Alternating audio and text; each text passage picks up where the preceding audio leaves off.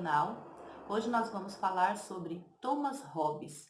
Thomas Hobbes numa obra conhecida como o Leviatã, uma obra na qual Thomas Hobbes vai comentar o seu pensamento político. O pensamento político de Thomas Hobbes, ele está muito ligado com a época histórica que ele vivia. Ele viveu ali por volta de metade do século XVI, início do século XVII, e nessa época existiam muitas guerras civis. Então ele percebia que as pessoas viviam brigando, viviam se degladiando. Logo, Thomas Hobbes, baseado também no pensamento de Aristóteles e se contrapondo a esse pensamento da natureza humana do homem, escreveu uma obra explicando quais seriam as formas certas de governo, qual seria de fato a natureza do homem.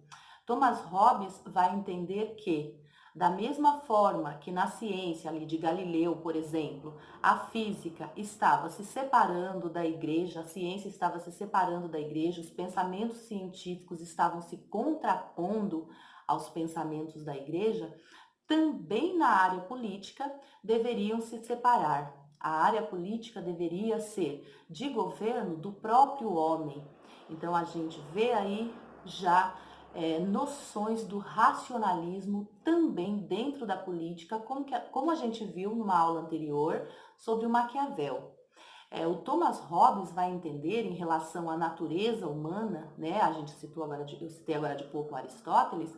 Ele vai entender que, diferente de Aristóteles, que entendia que o homem tem uma natureza social e política, né? Que o homem é um animal social e político, para Thomas Hobbes, o homem, diferente disso, ele não tem essa natureza social e política. O homem, ele vive em guerra de todos contra todos.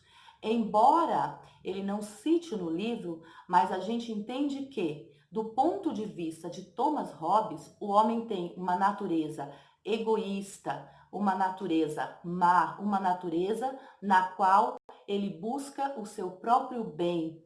Ele sempre está querendo estar por cima, sempre ele quer se sobressair ao outro.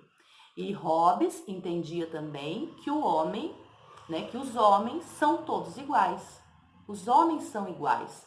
Logo, todos eles têm o mesmo pensamento. Se um quer se sobrepor sobre o outro também vai querer se sobrepor sobre ele. Logo, eles estarão sempre em conflito. Então, é uma natureza conflitante, onde o egoísmo impera. Logo, essa natureza é entendida como uma natureza má. Não é entendida, né, diferente do que Aristóteles entendia por natureza do homem, não é entendida como uma natureza social, como uma natureza política. Então, como se formou o Estado, né, como se deu o Estado, como se formaram as sociedades, já que o homem não tem essa natureza social? Ele explica da seguinte forma, ele explica falando sobre o estado de natureza. O que seria esse estado de natureza? Vamos imaginar uma situação hipotética. A partir do momento que ainda não existia o Estado, a partir do momento que ainda não existia a sociedade, como é que o homem vivia? Segundo Thomas Hobbes, lutando, brigando, guerreando. E isso fez com que o homem, em certo ponto, chegasse a uma conclusão de que seria necessário organizar uma sociedade. Deveria-se, então, sair desse estado de natureza e organizar uma sociedade. Se nesse estado de natureza eles tinham o seu bem maior, que era a vida, em risco, então eles deveriam criar o Estado através de um pacto social para garantir a vida e a paz, para não viverem em guerra, para não viverem brigando, para garantirem o seu bem maior, que segundo Hobbes é algo natural do ser humano, é da sua natureza, a preservação da sua vida, tá? Então, no momento que se cria a sociedade, o que os homens querem de volta? Os homens querem de volta a garantia da vida e a garantia da paz. Tem uma frase bem famosa no Leviatã, obra de Thomas Hobbes, que ele diz: o homem é o lobo do próprio homem. Logo, o homem deve ser defendido, deve ser, né, protegido dele mesmo. Através do quê? Através da criação do Estado. E como se criaria um Estado? De que forma se deu, segundo Thomas Hobbes, essa criação do Estado? Segundo Thomas Hobbes, essa criação do Estado se deu a partir de um pacto social, de um acordo social. Os homens, entre eles, acordaram, né, que seria necessária a criação desse Estado.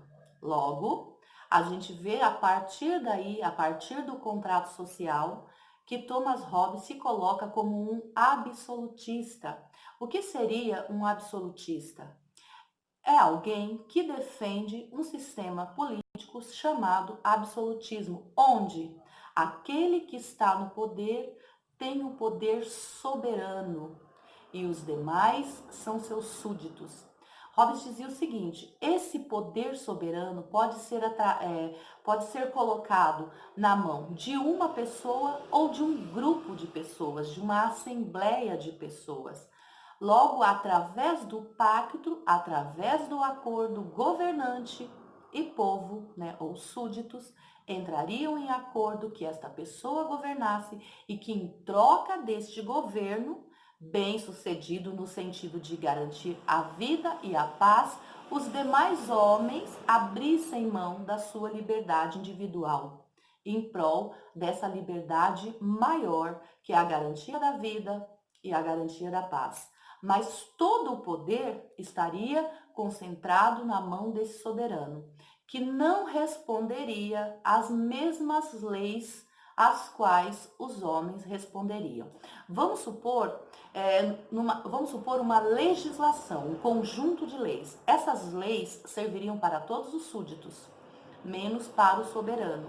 O soberano, como o nome já diz, é um soberano, é um grande Leviatã, ou seja, baseado lá no monstro bíblico Leviatã, da qual ele retira o nome da sua obra. Ele coloca o Leviatã como um grande Deus mortal, aquele que manda, aquele que é soberano, aquele que guia os seus súditos, de forma a garantir duas coisas principais, segundo Thomas Hobbes, que é a paz e a vida. Por que Thomas Hobbes escreve esta obra? Porque ele percebe que a igreja já não está correspondendo com a questão do poder divino do rei, né? Que isso está ultrapassado. Ele percebe ali que da mesma forma que na física de Galileu, né, a ciência começa a se afastar da igreja, a ciência começa a se contrapor à igreja, a política também deve se contrapor ao pensamento da igreja. E o governo deve ser de um homem mortal e não de um rei que tem poderes divinos, ou seja, de um rei que governa como intermediário entre Deus e os homens, tá? Então é a partir daí que Thomas Hobbes tira sua base filosófica para garantir que o poder fique na mão dos próprios homens, que a racionalidade humana, ela é capaz para governar. O homem é capaz de se autogovernar. Então, a partir do momento que ele faz esse pacto, ele está concordando, ele está aceitando.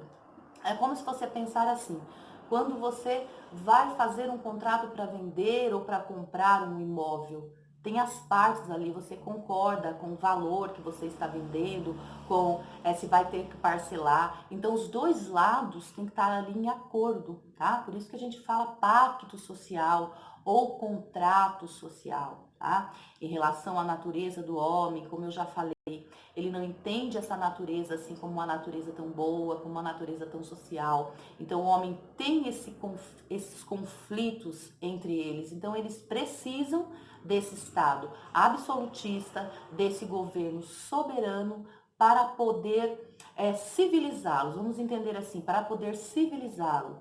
Já que o homem tem esse lado, né, que é tido como um lado egoísta, um lado que sempre está pensando em si mesmo, a sociedade, ela agiria de forma a moldar esta natureza do homem, segundo Thomas Hobbes.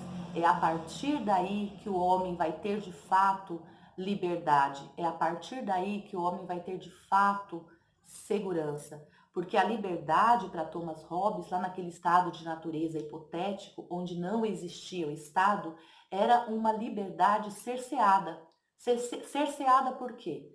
Cerceada porque eles viviam em constantes conflitos. Eles nunca estavam livres para pensar que a sua vida estava em segurança, né? Eles estavam sempre ali brigando, sempre ali com medo, sempre se retraindo. Então, o Estado seria uma solução, tá? Então, o Hobbes, pessoal, ele é o primeiro contratualista, tá? A gente tem aí mais dois contratualistas que são bem famosos, que é o John Locke e o Jean-Jacques Rousseau, ok? Espero que vocês tenham gostado da aula. Por hoje é só. Quem gostou, curte, compartilha, ok? Deixa seu like. Beijos!